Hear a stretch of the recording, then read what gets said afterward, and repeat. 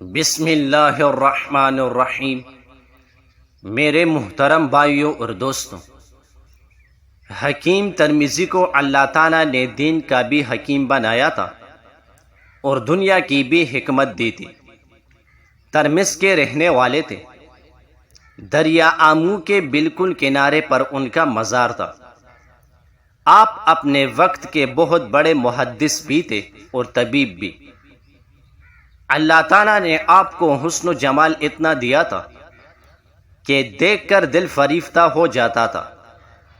اس کے ساتھ ساتھ اللہ تعالیٰ نے آپ کو باطنی حسن و جمال بھی عطا کیا ہوا تھا۔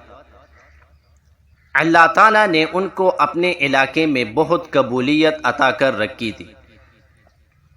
آپ عین جوانی کے وقت ایک دن اپنے مطب میں بیٹھے تھے کہ ایک عورت آئی اور اس نے اپنا چہرہ کھول دیا۔ وہ بڑی حسین و جمیلہ تھی۔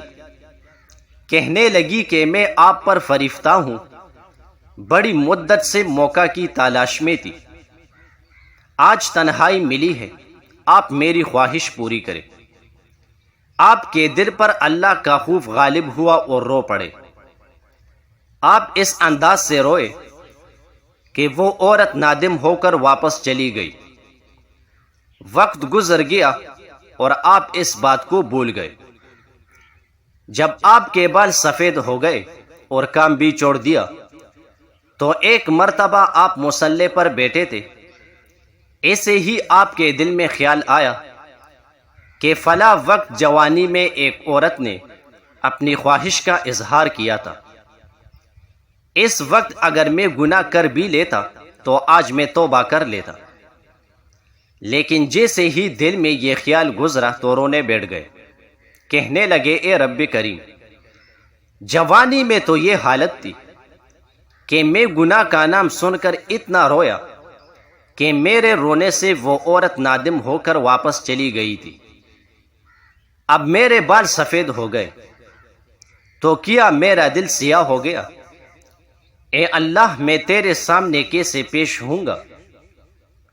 اس بڑھاپے کے اندر جب میرے جسم میں قوت ہی نہیں رہی تو آج میرے دل میں گناہوں کا خیال کیوں پیدا ہوا؟ روتے روتے اسی حالت میں سو گئے۔ خواب میں جناب نبی کریم علیہ السلام کی زیارت نصیب ہوئی۔ پوچھا، حکیم ترمذی، تم کیوں روتے ہو؟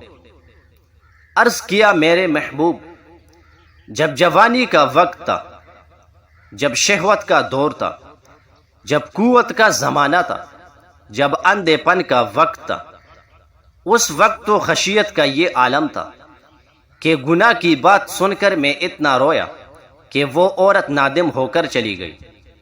لیکن اب جب بڑھاپا آیا ہے تو اے اللہ کے محبوب، میرے بال سفید ہو گئے۔ لگتا ہے کہ میرا دل اس قدر سیاہ ہو گیا ہے کہ میں سوچ رہا تھا کہ میں اس عورت کی خواہش پوری کر لیتا اور بعد میں توبہ کر لیتا۔ میں اس لیے آج بہت پریشان ہوں۔ جناب نبی کریم علیہ السلام نے تسلی دیتے ہوئے فرمایا، یہ تیری کمی اور قصور کی بات نہیں۔ جب تو جوان تھا تو اس زمانے کو میرے زمانے سے قرب کی نسبت تھی۔ ان برکتوں کی وجہ سے تیری کیفیت اتنی اچھی تھی کہ گناہ کی طرف خیال ہی نہ گیا۔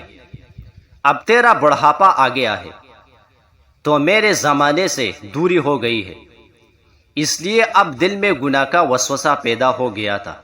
جزاک اللہ۔